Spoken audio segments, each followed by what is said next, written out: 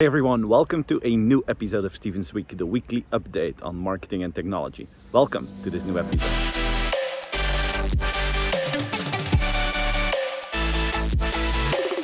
A few weeks ago I talked about the experiment that Disney is launching. The fact that you can now watch Mulan, their new movie, directly on Disney Plus for an additional fee of $30. Now the first results came out, and after 2 weeks, more than 9 million people watched this new film. Because of that, basically the film is now already break even. So just imagine that they would reach 20 or 25 million people. This would make it a very profitable new model for them. So I'm very curious to see what the strategy will be for Disney with new blockbusters that come out, knowing that they have their direct-to-consumer streaming channel now that they can use to sell movies directly to the end user, and by doing so skipping the movie theater. So again, an update on TikTok. As I told you last week, they have a deal with Oracle, but the surprise came by Walmart. Walmart was originally working together with Microsoft to have a part in TikTok, but now this week it became clear that Walmart is now also stepping into the deal and acquiring part of TikTok. And as I said in previous weeklies, I'm very curious to see what they will do. And on the one hand, I think this is gonna boost their advertising business. Just like Amazon, Walmart has a big platform where loads of people are coming every day and they're allowing people to advertise their products there. So with TikTok, they will probably be able to increase their advertising income as a retailer. But of course, this is also a very important step for them to investigate the options and the possibilities for social commerce. In China, TikTok is really popular, and other platforms where people just sell their products through TikTok. Probably this has potential for a company like Walmart as well.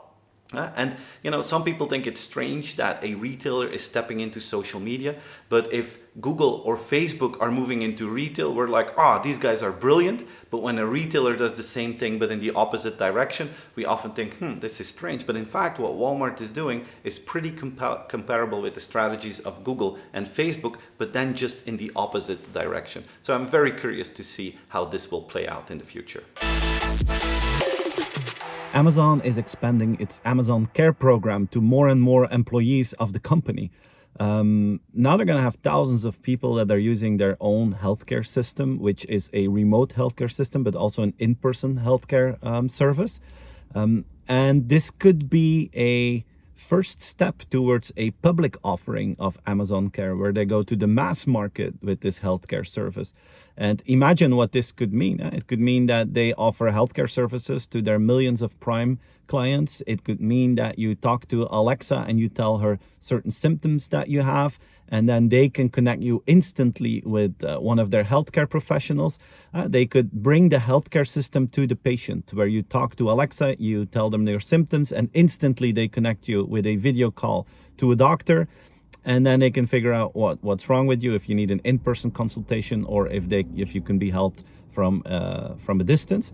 But there's a big chance that in 2021, Amazon will start with a public offering of a healthcare service. The big technology companies found an agreement with large advertisers to make sure that messages of hate and discrimination on social media will not be linked to certain advertisements of big brands.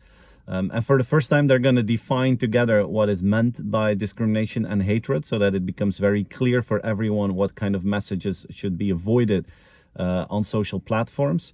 And another thing they decided is that they're going to come up with some sort of a neutral control system that will check whether social networks are actually implementing these guidelines that they and the advertisers discussed. And this is, I think, a first good step, because in the last few months, there was a lot of commotion when big advertisers stopped with their campaigns on Facebook, and celebrities blocked their own Instagram account for 24 hours because they couldn't agree with the lack of commitment that social networks had towards messages of hatred. And this is a first step to move to a better social network kind of world. Elon Musk announced this week that by 2023, he's going to be able to launch a Tesla that is 50% cheaper than the ones that they have now. And the mileage that you can drive with one battery will be 50% higher than what you can drive today. So that looks promising and will probably mean the beginning of the real breakthrough of electrical vehicles, especially because other producers are making the same kind of promises. Truth is, investors were really disappointed after the announcement. The stock of Tesla went down with almost 8% because they were really hoping that on his big battery day that he would have announced that those batteries were ready today and that they could start shipping. But the truth is they're going to need about a year and a half to another 2 to 3 years to really make this happen. But the race is on, and I think that in the next 3 to 5 years we're going to see a whole revolution in terms of electrical vehicles, and that will have a big impact on the adoption of those vehicles in the marketplace. You know, during the COVID lockdown, one of the issues is mental health of many people that were lonely at home, or that they had to work really hard, or that were worried that they would lose their job. So many people were suffering from that. And Microsoft wants to take action. Microsoft actually wants to install a mental health monitor in their Teams application to make sure that employers can see what the mental state is of their employees, to make sure that they avoid a burnout or that they can talk with them proactively. And it's going to be a tool that, you know, will help companies to better manage the mental health issues, knowing that probably many of us will have to be working remotely for many more months. So guys, this was my weekly update. I hope you enjoyed it. Feel free to share the video with your friends and family, and I hope to see you again next week for a new episode of Steven's Week. Have a great weekend, everyone. Bye-bye.